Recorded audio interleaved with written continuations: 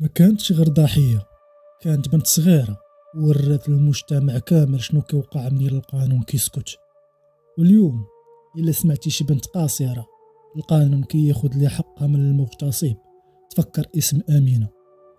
السلام عليكم، أنا المهدي. اليوم غادي نحكي لكم قصة حقيقية وقعت في المغرب، في مدينة العرائش.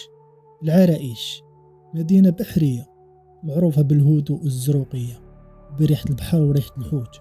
ولكن ورا هاد الزروقية والهدوء كاينين قصص مكيتحكاوش، حيت كاين الصمت وكاين الخوف وكاينه كلمة عيب. في واحد الحي الشعبي في دار بسيطة كانت كتعيش واحد الطفلة صغيرة سميتها أمينة. بنت رقيقة وجسمها ضعيف وعينيها كبار وعامرين بالبراءة والأحلام. أمينة كانت كتقرا وكتعاون امها في الشقة تاع الدار، كتضحك مع صحاباتها اللي كتلعب معاهم في الزنقة.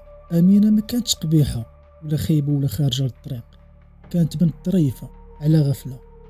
غادي يجي النهار اللي غادي يتبدل فيه كل شي في حياة أمينة. كانت خارجة بحال أي نهار من النهارات اللي كتخرج فيهم، ودازت من الطريق اللي كتدوز منه مئات المرات. راجل كبر منها بزاف كان كيشوفها كتكبر نهار على نهار، وكانت كتزين وكيشوفها كتضحك مع صحاباتها اللي كانت كتلعب معاهم، وكانت كتحرك فيه الشهوة الخبيثة. استغل الضعف ديالها والبراءة اللي عندها وتكرفس عليها واغتصبها، وهي صغيرة ما قاداش تدافع على راسها. ما كان لا غوت لا شهود، كان غير الخوف وجسم صغير.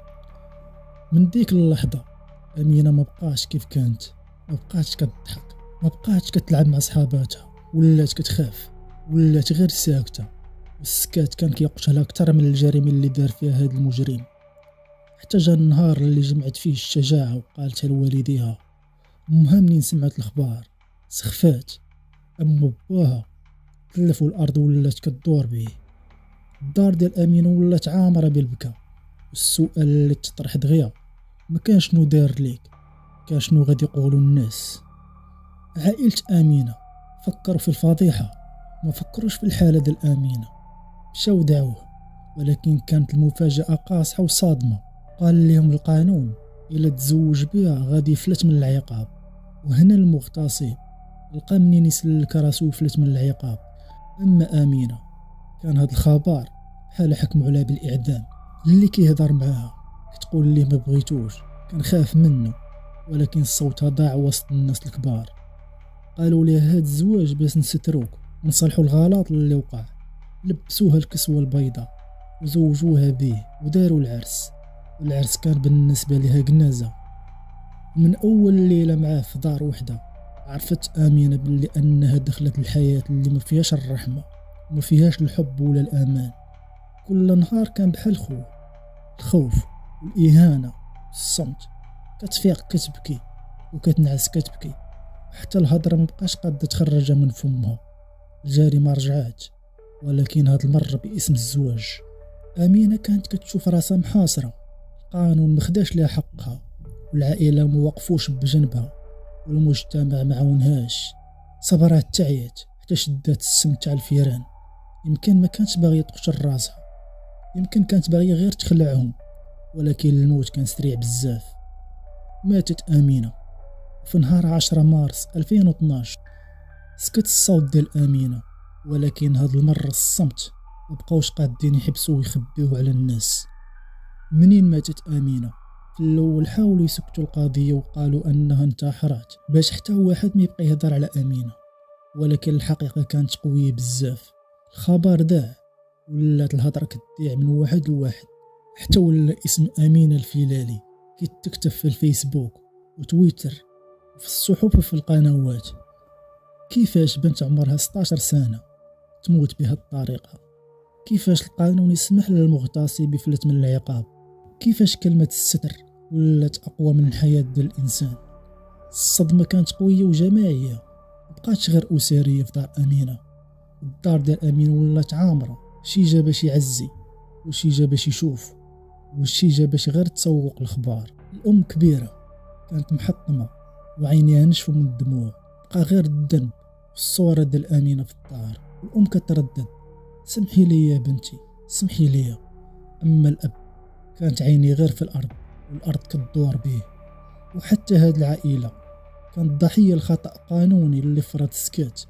من بعد هاد الحادثة خرجت تصريحات رسمية، بعضها حاول يبرر وبعضها زاد عصب الناس.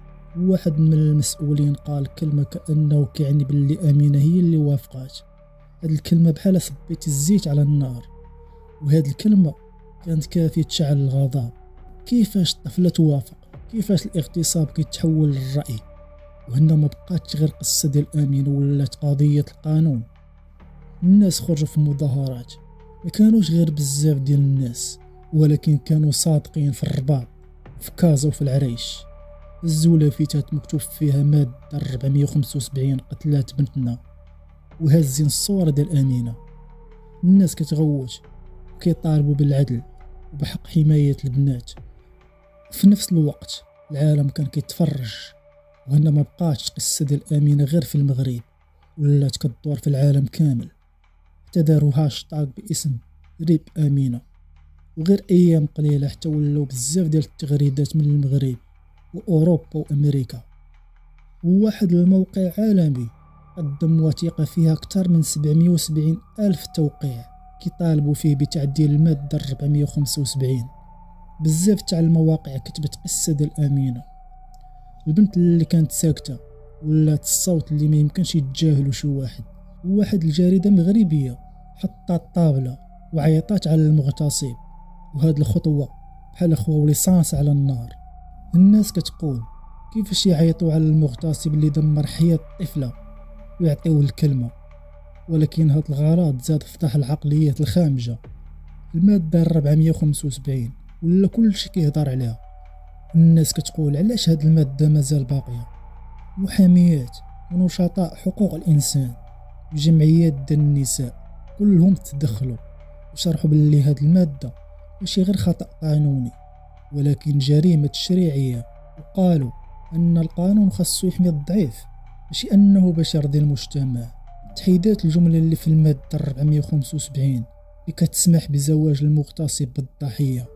تحيدات الحيلة القانونية اللي كانوا كيستغلوها المجرمين.